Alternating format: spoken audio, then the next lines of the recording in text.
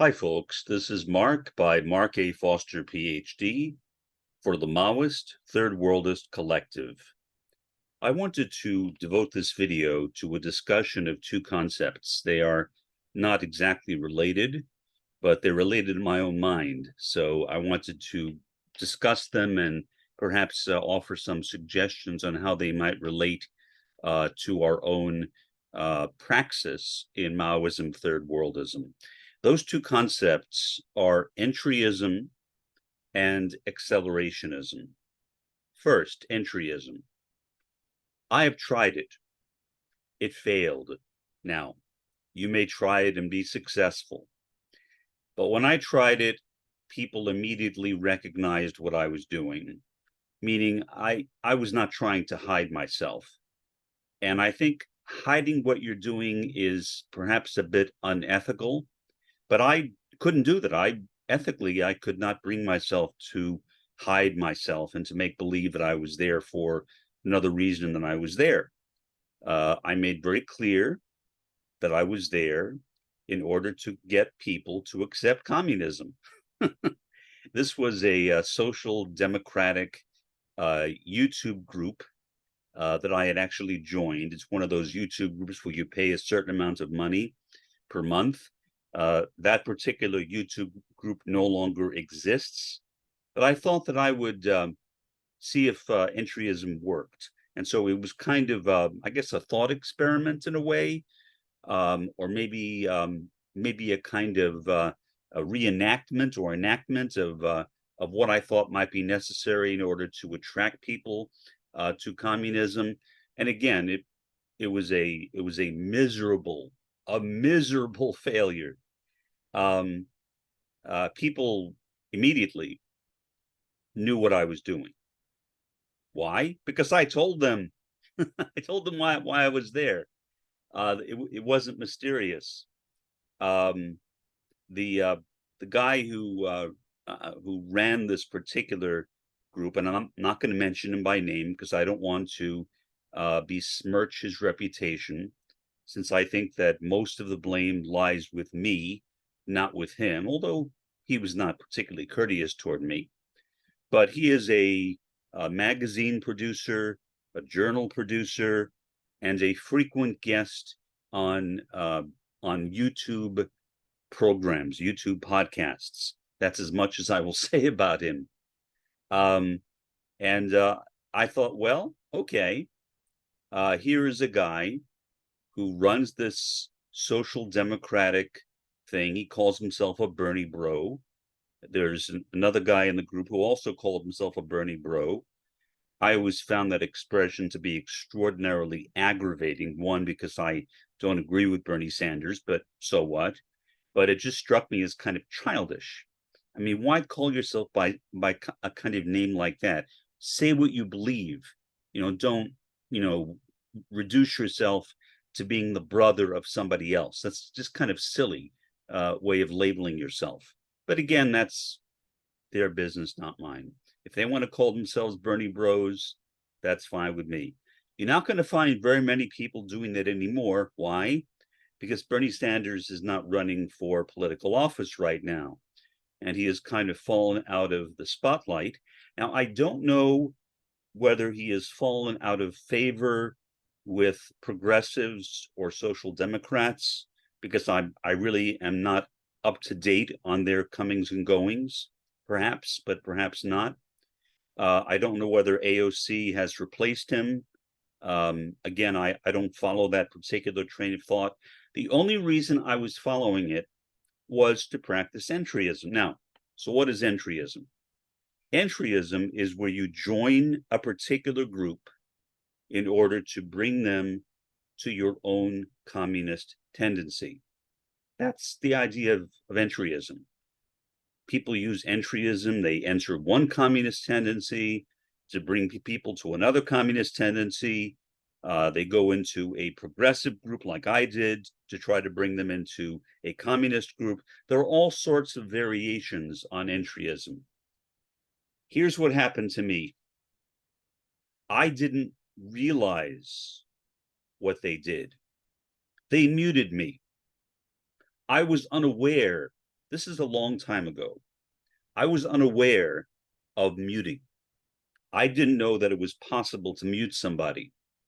I figured as long as I was posting messages, as long as I was going into their chat room and making comments, that other people could see me, when in fact they couldn't because I was muted. Now, again, this was a long time ago. I have learned from my mistake and I won't do it again. I tried to contact the people who ran the magazine by email. They never responded to my email. I went to the Facebook page of the guy who ran the magazine and who also ran this channel. He never responded to me. And that was the end of it. I just basically gave up. Now, initially, I admit I was angry at him. I really had no right to be angry at him. It was my mistake. You know, as an autistic, I make these kinds of mistakes periodically. I think that what I'm doing is the right thing, and it turns out not to be the right thing. And so that's what happens on this particular channel. This guy who ran this journal, who ran this magazine, did not respond to me. And obviously, he has every right in the world not to respond to me. It's his life. I had no right to expect that he would, but I did expect that. And that was inappropriate on my part. So I was in a chat room typing messages, and there were only 7 other people in the chat room. And he was answering everyone else's questions except for mine. I didn't realize that he couldn't even see what I was typing because I was muted. I wasn't aware that muting was even possible at that time. Well, c'est la vie. You learn from your mistakes. I personally would not recommend entryism unless you come up with a tactic that is a lot more effective than the one that I used. If you can, if it works, please let me know. Please leave a comment below this video and tell me of a time when you have used entryism and it was actually effective. You actually got people to join your tendency, preferably Maoism-Third worldism, as a result of what you did. But my attempt failed miserably. This was actually my first time as a Maoist-Third worldist.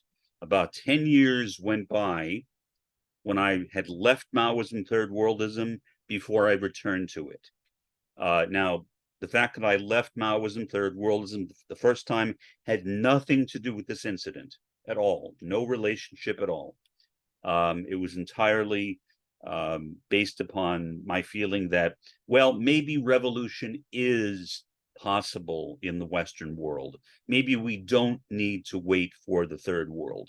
So it was that, I guess you could call it a misunderstanding or a misconception. Basically, I was just wrong. I had gone from being a third worldist back to being a first worldist. Now I am a third worldist again and am happy to be one. But I will never again myself try entryism. If you want to do it and it works, good. But it did not seem to work for me as a way of bringing people into Maoism, third worldism. They wanted nothing to do with me. Okay. Second tactic, accelerationism. Accelerationism is, I think, based on a false premise, at least within a Marxist context. Now, I can't speak to accelerationism when it's done by others because I'm not experienced in that. Maybe done by people who are progressives or whatever, it has been effective to varying extents. Maybe even some communists have had some success with it, but I have never even tried it. Why? Because I disagree with the premise.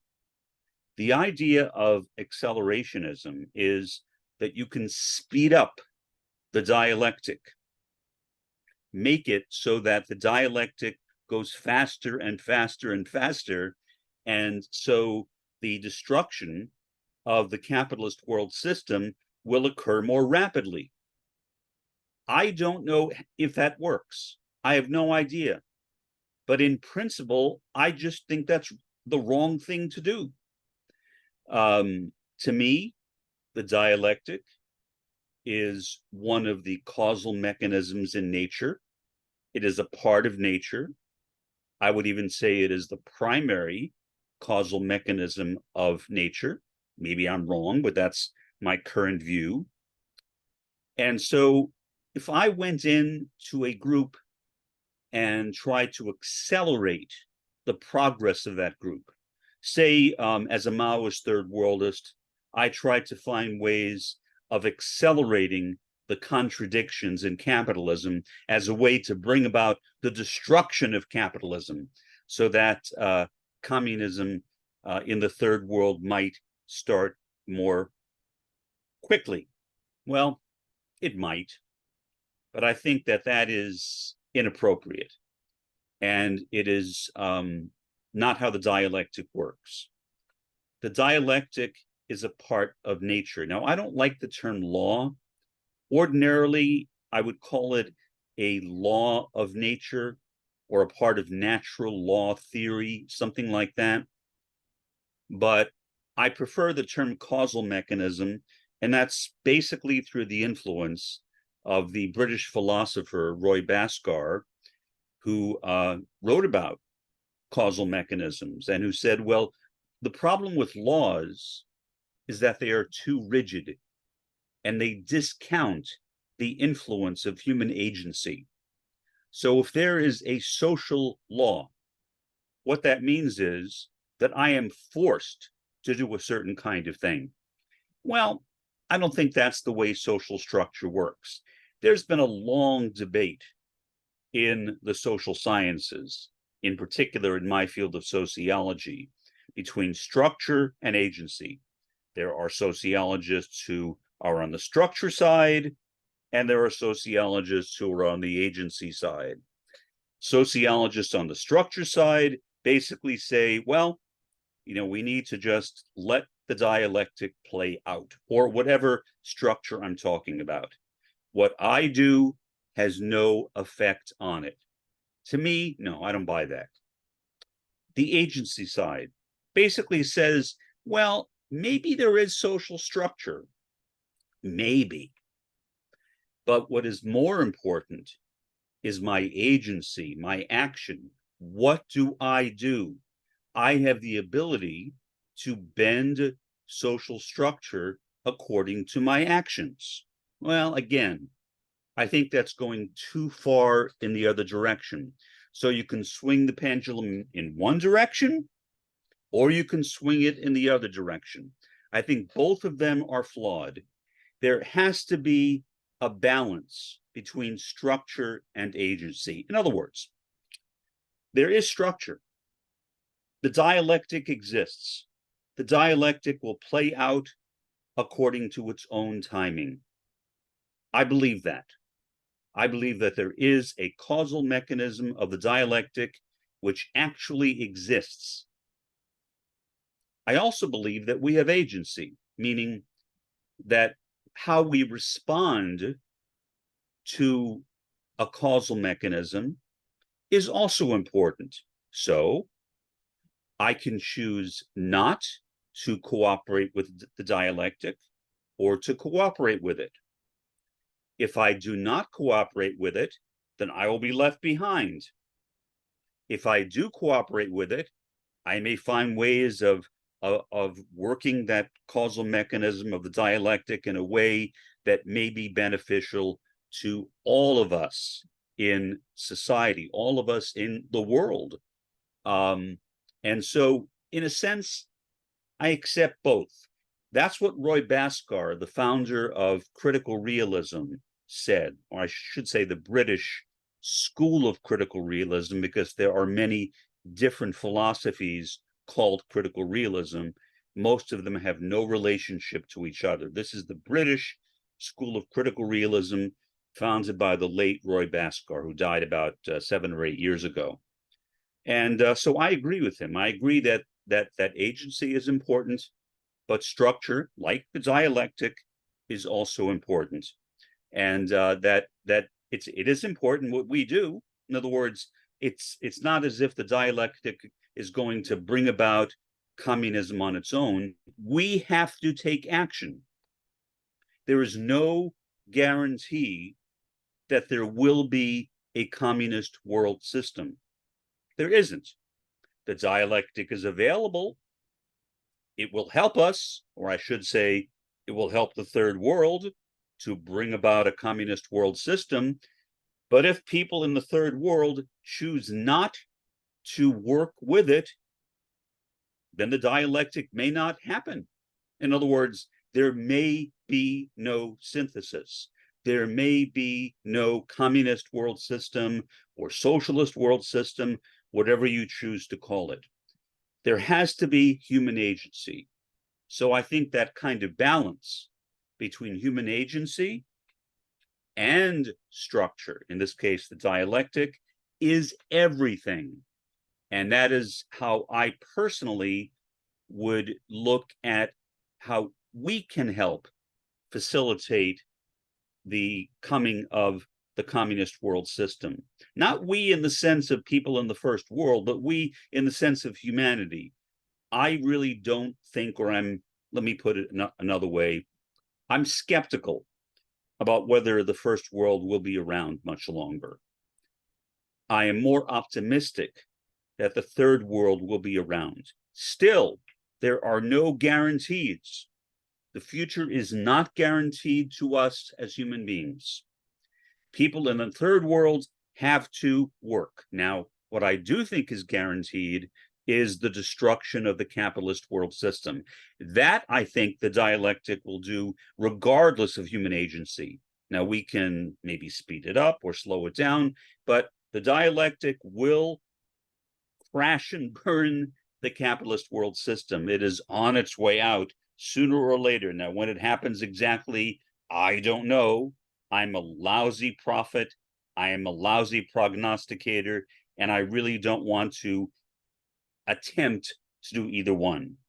So anyway, that is my view of taking this idea of structure and then taking this idea of agency and applying it to Maoism, third worldism. So we have covered two basic things. First, entryism. Second, accelerationism. They are two different concepts, but for some reason in my brain, I tend to think of them together. So I decided to do this podcast on both of them together. This is Mark for Mark A. Foster, Ph.D. Have a pleasant evening and an even better day tomorrow.